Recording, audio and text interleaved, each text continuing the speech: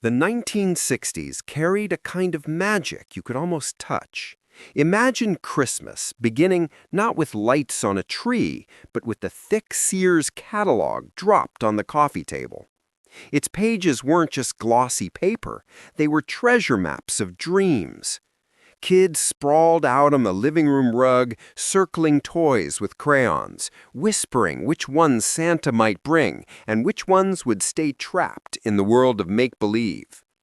Parents knew their wallets had limits, yet somehow the catalog gave everyone permission to hope.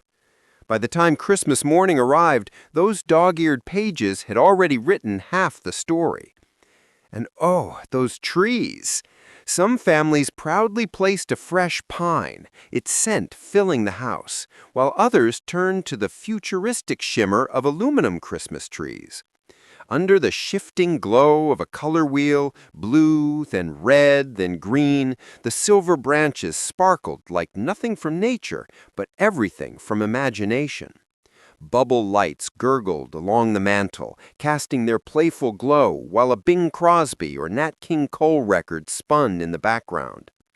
Gathered together, families made memories brighter than any tinsel.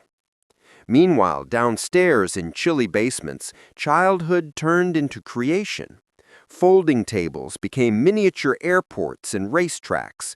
Model airplanes, B-17s, Mustangs, bombers, took shape under careful hands, while hot rods sat drying in coats of glossy paint. The smell of glue and enamel filled the room as hours slipped by unnoticed. Every decal, even if crooked, was proudly placed. These weren't just toys, they were dreams molded in plastic and patience. Of course, the rhythm of the decade could be felt in every diner across America. Neon lights bounced off chrome counters, and jukeboxes pulsed with life. A quarter clinked into the slot, buttons pressed, and the mechanical arm slid over to drop the needle. For 3 perfect minutes, when your chosen song filled the room, time seemed to stop. Whether it was Elvis, the Supremes, or the Beatles, those melodies became the heartbeat of youth. Couples swayed in booths, kids tapped their sneakers, and milkshake glasses clinked in harmony. Outside, the playgrounds were wild and unpolished, steel slides that scorched under the summer sun, merry-go-rounds spinning until you tumbled into the dirt, tetherball smacking with stinging force. Safety was a suggestion, not a rule, and every scrape or bruise felt like a badge of honor. Childhood wasn't cushioned, it was lived fully, recklessly, joyfully. And when the day slowed, homes settled into a rhythm of connection. Porch lights flicked on, laughter faded, and families tucked in with a quiet sense that life was stitched together by small joys. The 1960s weren't just a decade, they were a collection of living, breathing moments, tiny sparks of magic that still glow today. If these memories stirred something in your heart, stay tuned, because in the next part, we'll step out of the living room and onto the open road, where neon motel signs, Sunday traditions, and backyard picnics painted the rhythm of 1960s America. Picture this. You're driving down a 2-lane highway at dusk, the sky fading into a violet haze. Suddenly, neon motel signs begin to glow, each one pulsing like a lighthouse, promising rest. In the 1960s, travel wasn't just about the destination, it was about the experience. Families piled into big Chevys with kids stretched out in the back, vent windows whistling, no seatbelts in sight. The journey itself was half the memory. Those roadside motels were a world of their own. The buzz of neon vacancy signs called weary travelers off the road. Inside, you'd find the hum of the air conditioner, an ice bucket waiting by the sink, and a worn Gideon Bible tucked in the nightstand. Bedspreads often matched the pool chairs outside, patterns that screamed the era. Kids darted toward the swimming pool, the scent of chlorine mixing with the drone of the ice machine. For one night, even the simplest motel felt like a kingdom, offering families the luxury of space, cool air, and the promise of tomorrow's adventure. But life wasn't all highways and motels. It was also grounded in tradition. On Sunday mornings, small towns across America came alive with faith and community. Women slipped into white gloves and tilted hats, men straightened collars, and children tugged at their shoes as church bells rang. Inside the pews, hymns echoed through wooden rafters, uniting voices in harmony. After the service, the church lawn transformed into a picnic ground. Fried chicken, potato salad, and jars of sweet tea spilled from woven baskets. Laughter rose under shade trees as kids chased each other across the grass. These weren't just meals, they were rituals, where faith and friendship wove together, week after week, into the fabric of small-town life. Back home, neighborhoods turned into extended families. Door-to-door salesmen brought more than just goods, they brought stories. Avon ladies carried lipstick samples. Stanley reps showed off cake pans, and neighbors lingered in kitchens over steaming coffee. Order forms filled slowly, but conversations flowed quickly. Kids ran underfoot, while mothers shared gossip and fathers swapped advice. These visits weren't just about buying something new, they were about connection, about feeling that your home was part of something larger than four walls. And then there were the backyard gatherings. The smell of charcoal filled the air as dads hovered over hibachi grills, slathering ketchup-heavy secret sauce onto burgers while claiming supremacy. Kids dashed through sprinklers in their Sunday clothes. Mothers balanced plates of potato salad and deviled eggs, and for one evening, fences disappeared. The yard became a stage for laughter, stories, and togetherness. These barbecues weren't about competition, they were about community, about the joy of knowing you belonged. The 1960s weren't perfect, but they were alive with texture, color, and connection. From neon motel to church lawns, from gossip at the kitchen table to smoke-filled backyards, it was a decade defined not just by events, but by the heartbeat of ordinary people living extraordinary moments. The 1960s had a hum that never really went away. It echoed in diners, in living rooms, and even in the soft flicker of televisions glowing through appliance store windows. Step inside a diner of that era, and you'd feel it immediately. Chrome counters gleaming under fluorescent lights, waitresses balancing trays of milkshakes, and the unmistakable presence of the jukebox. A coin slipped in, buttons pressed, and suddenly the air filled with Elvis, the Supremes, or the Beatles. The mechanical swing of the jukebox arm wasn't just about music, it was about magic. For 3 perfect minutes, a song could tilt the room, lift spirits, and carry you away. And while music filled diners, television transformed the home.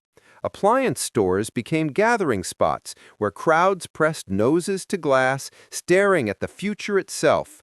Color TVs bursting with reds, blues, and greens where only gray had lived before. Families who couldn't yet afford one still felt part of the excitement, standing outside in awe as screens flickered with worlds brighter than life. The NBC Peacock promised living color. And though many households clung to black and white sets, kids squinted at the screen, imagining the shades just out of reach. At home, the television was more than entertainment. It was authority. When Walter Cronkite removed his glasses to deliver the news, living rooms fell silent. Rabbit ears twisted this way and that until the picture steadied, and in those moments, entire neighborhoods seemed to breathe as one. From moon landings to crises, television wasn't background noise, it was the way people learned what mattered most. But TVs weren't perfect machines. When screens flickered or the picture rolled endlessly, the doorbell might bring the most trusted figure of all, the TV repairman. Carrying his caddy of glass tubes, he worked like a surgeon, swapping out parts until the screen glowed steady again. To families, his arrival meant more than fixing static. It meant restoring connection, restoring the nightly ritual that tied everyone together. Not every thrill came from screens, though. Some joys arrived in little green books. S&H green stamps were a kind of secret currency. Licked and pressed into their pages one by one, mothers hoarded them in drawers, kids begged to help stick them in, and families dreamed of the day they could be traded for a radio, a toaster, maybe even a bicycle. Walking into the Redemption Center with a full book wasn't just shopping, it was triumph. It felt like turning hope into something you could hold. Life's rhythm was measured in the smallest details: the chime of a cash register, the smell of fresh popcorn, the scrape of folding chairs on basement floors during family slideshows. Yet through it all, the decade pulsed with a sense of progress.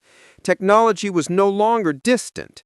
It was woven into daily life, shaping the way families gathered, the way they dreamed, and the way they saw the world beyond their front doors. Morning in the 1960s began not with alarms on a screen, but with the clink of glass bottles on the porch.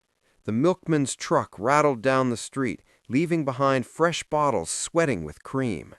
Mothers retrieved them as coffee percolated in the kitchen, and kids squabbled over who got to peel the cardboard cap first. That sound, the soft clink of bottles, was the soundtrack of morning, as comforting as the smell of toast. School days carried their own rhythm. Projectors clicked and whirred as film strips rolled, each beep signaling the teacher to advance to the next slide. Dust hung in the warm classroom air while half the class dozed and the other half stared, captivated by glowing pictures on the screen. Lessons were taught not with tablets or smartboards, but with light and patience, leaving impressions far beyond the chalkboard. Evenings often belonged to radios tucked under pillows. Transistor radios crackled with AM Top 40, fading in and out as summer storms rolled past. Kids stayed awake, waiting for the countdown's #1 song, whispering along in the dark. That tiny box felt like a lifeline to the world, private and personal in a way nothing else could match. Neighborhoods pulsed with simpler joys. Candy counters at 5 and dime stores lined with glass jars, jawbreakers, licorice, caramels, all waiting for careful nickels to be counted out. Clerks plucked sweets with metal tongs, dropping them into paper sacks that crinkled like treasure maps. For a child, that sack of candy wasn't just sugar, it was independence, the thrill of choosing something all their own. Libraries offered a different kind of treasure. Card catalogs clacked as fingers searched for titles, while the hush of the room felt almost sacred. Librarians seemed to know everyone's tastes, guiding kids and parents toward stories that carried them far beyond their towns. Walking out with an armful of borrowed books felt like carrying secrets home, each one ready to open a new world. Summer brought its own magic, with campfires glowing under wide skies. Guitars strummed, Aiken popped at dawn, and scout handbooks grew soft with use. Knots tied by firelight and trails hiked at sunrise etched themselves deeper than school lessons ever could. Those nights smelled of smoke and freedom, and the embers of laughter lingered long after the flames died down. Even bathrooms told stories of the times. Stockings dripped from shower rods, mirrors fogged with hairspray so thick you could write your name in it. Grooming was a ritual, and stepping out ready for the world felt like an accomplishment in itself. And then, finally, the day ended with something simple yet profound. The porch light switched off, shadows stretching long across quiet streets. Maybe a distant train whistle cut through the night, reminding everyone that life rolled on beyond their block. Families tucked in safe and sound, carrying the quiet certainty that tomorrow would bring more of the same. In those still moments, the 1960s didn't feel like history, they felt like home. If these reflections brought back the glow of childhood, were stories you've heard from parents and grandparents, don't let the memories stop here. Subscribe. Share your own favorite 1960s moments in the comments, and join us next time as we continue weaving the fabric of nostalgia, one story at a time.